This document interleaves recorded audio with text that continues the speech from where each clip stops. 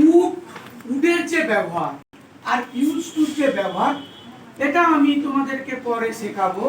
উডের আর use টুর মধ্যে একটা পার্থক্য আছে এবং সেই জিনিসটা আমি তোমাদেরকে একটু পরে শেখাবো। তো এখন আপাতত উড দিয়ে একটা সুন্দর ব্যবহার তোমাদেরকে শেখাচ্ছি, মনোযোগ সহকারে শোনো। ভদ্রভাবে যদি কিছু চাওয়া, ভদ্রভাবে যদি কিছু চাওয়া হয়, সেক্ষেত্রে আমরা বাক্যের গঠনটা করব সাবজেক্ট যুক্ত উড লাইক যুক্ত। সেক্ষেত্রে আমরা কি ব্যবহার করব? সাবজেক্ট যুক্ত উড লাইক যুক্ত অবজেক্ট। কি বললাম ভাষাটা?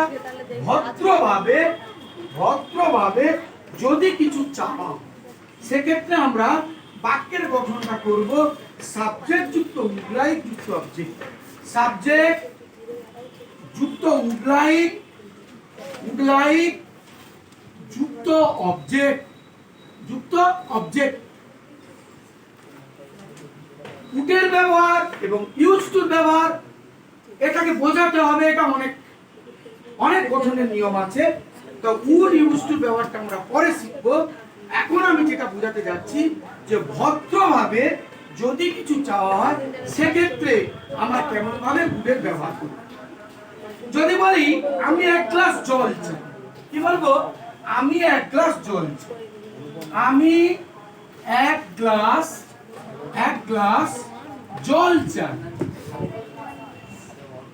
এটা যদি ভদ্রভাবে আমরা বলি, তখন আমরা সেখানে ব্যবহার করব কি?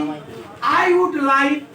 তাহলে আমি চাই, তাহলে আই উড লাইক। এবার কি চাও? না জল। I would like water. এক গ্লাস জল, তাহলে I would like a glass of water. এক গ্লাস জল যেহেতু বলছি, I would like a glass of water.